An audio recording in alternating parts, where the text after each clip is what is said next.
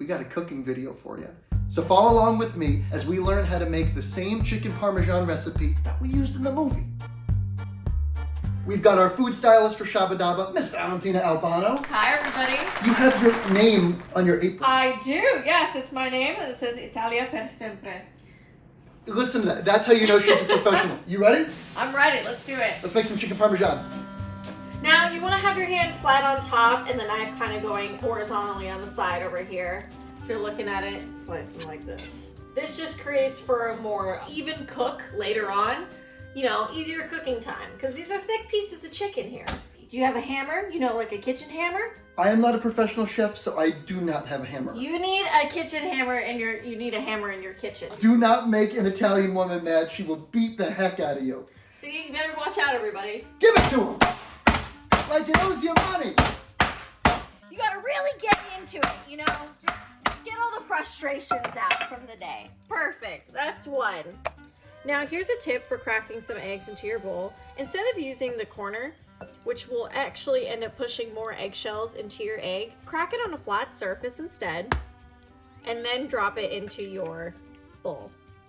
If you get an eggshell in your bowl, tip to do is use the other parts of the eggshell to scoop it out. It's like a magnet for itself. So next we're gonna dump our chicken cutlets in the flour. Make sure that they're fully coated. Yeah, so you gotta get all the different crevices. We're gonna dump it in our egg. Now I like to keep one hand with the chicken and make sure it's fully coated over here. And we're gonna dump it into our breadcrumbs here. And then you're gonna use the already wet hand to pat them into our chicken. All right, now we have a perfectly coated chicken cutlet. We're gonna add some canola oil into it, just enough to be coating the bottom here. You don't want too much. So we're gonna lay it away from us, if it lets me, good God. Yeah, look at that. All right, make sure it's all flat and good to go. Remember, away from us. Now the reason you wanna lay it away from you is so that way, if there is any oil that splatters up, it's not gonna hit you, because again, hot oil on your skin is just not what you need. So it's been a couple minutes, guys, and we're ready to flip our chicken. We know we're ready to go because if you look around the edges, it's pretty brown and crispy. So we're gonna go ahead and also make sure by checking, oh, look how beautiful that looks. Look at all that nice browning we have. That's exactly what you want. So we're gonna go ahead and flip our other one. Should be good to go as well. Oh yeah, we probably do about 3 to 4 minutes on the first side and then 2 to 3 minutes on the second side. We're cooking at a medium to high temperature. I got it pretty high right now just to make sure I get a good crisp on it. If you put it too high, depending on your stove, if it gets really hot, you're gonna burn the outside before you cook the inside of the chicken. So make sure you're watching the temperature at all times. Oh, beautiful. We're gonna go ahead and pull that out, put it onto our plate here. Amazing. Gonna give this one a quick flip. Oh yeah, look at that. See, listen to the crunch.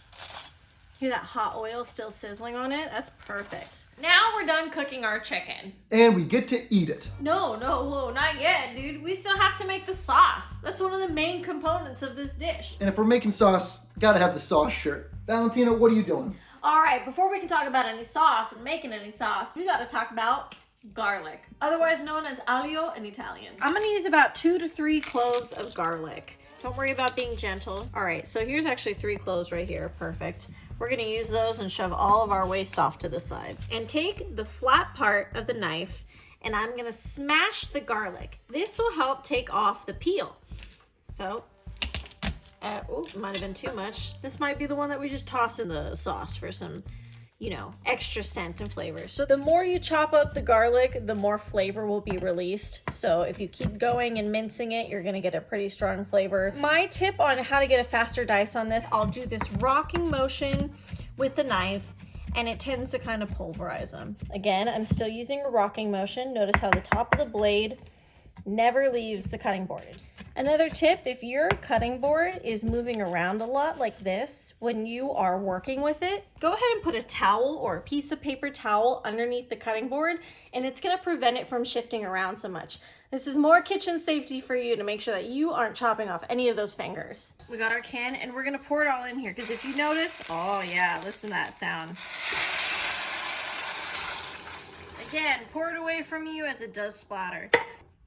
You're realistically going to want to cook this for 30 minutes to an hour if you're making a really good sauce, because you want all the flavors to marinate together and for these tomatoes to break down. So that's what we're going to do here. We're going to cook this for at least 30 minutes. Before we do so, we're going to add a couple other seasonings to it. Just a little for now, since they will be sitting there, but the salt will help draw out the moisture. We've got enough of our garlic in here. We're actually going to throw in these cloves now, the ones that we chopped up. 1, 2, 3, 4. Gonna give it another stir, and I'll add some basil to this as well. You can use fresh basil, or you can use, dried basil seasoning if you have it. Whatever you've got, just throw it in there. It's good. We're gonna turn up the heat on this so that it kind of starts to bring it to a boil, and you'll notice that we're starting to get some bubbles going through. Mush those tomatoes down again as you go along. Now the last thing I like to do is I'm gonna put a bit of tomato paste in here. Just a bit. You can use the same tool. Just that for now. See, just a little spoonful. It's already pretty thick, so. What you can do, little tip here, is the can that you had your tomatoes in, you can fill it up with a little bit of water, swirl it around so it gathers the rest of that sauce, and we're gonna just put it right in here. So now that we've added all of our ingredients in, we're gonna bring this to a boil. Once this starts to boil, we're gonna put it on low, we're gonna cover it with the lid, and we're gonna simmer it for 30 minutes. And we'll come back and check on it when it's done. So I'm on pasta duty. I'm not going to teach you how to make pasta. If you don't know how to make it already, go learn that, then come back here, do this. But I'm going to teach you some, some tips of the trade. You want to put salt in your water. You want to put just enough for your palm, and you're going to put that into the boiling water. Now, the reason you want to do this, it gives your pasta superior flavor. Next, we're going to put the pasta in. You're not going to break it in half. If I see any of you breaking it in half, I'm going to lose it. I like mine al dente. I say that's between the 7 to 10 minute range. Let's see how we do. All right, now we're gonna go ahead and we're gonna plate our food. So first we're gonna start with our nice spaghetti that we have made here, and it's pasta sauce. And I'm gonna try and get it as centered as possible. And a trick I do is I twist the tongs so that everything lays pretty nicely. Now we're gonna go ahead and take one of our beautiful chicken cutlets here. We are gonna lay it on top like so. So I am going to take some of this cheese, and we're gonna put it right in the center here. Now we wanna make sure it stays clumped together like this. We don't want it to kind of stick to the pan and go all over. And we're just gonna keep pushing this together with our little spoon here to make sure that it melts together. And if you notice, at a nice, low, slow temperature, it's gonna congeal all together, and we're gonna be able to nicely lay it on top of our chicken. We melted a little bit in the pan right here first. Get a little bit that crisp, but like I said, we don't want to fry it. So now we're gonna move it off to the side. Now we've got our cheese ready to go, but first we can't put the cheese on before putting a little bit more of our nice, amazing sauce. So we're gonna lay that right on top of the chicken, kind of smear it around like so. Put as much or as little as you want. And now with that beautiful cheese we have made, we're gonna just slide it right on top. Now, if you wanna get extra, extra fancy, and you happen to have one of these, a kitchen torch, go ahead and whip those out. We're gonna turn it on, and we are gonna torch the top of this so it gives it that nice crispy looking touch. Now you wanna be careful that you're not just straight burning everything, but give it a nice good torch on top, really seal the deal. Extra crispy, extra good. Look at those bubbles, we love that. Picture perfect. All right, now last but not least, we've cut up a little bit of basil over here, and we're just gonna throw it on top as a final garnish. All right, everybody, now that we are done with plating, we have our final dish, chicken parmesan a la Shaba Daba. Where'd Tony go? Get some of that pasta, some of that chicken. Bon appetit. This is so good. You're gonna love this. Oh my God. You know what though? Could use some more heat. Now you know how to make professional chicken parmesan.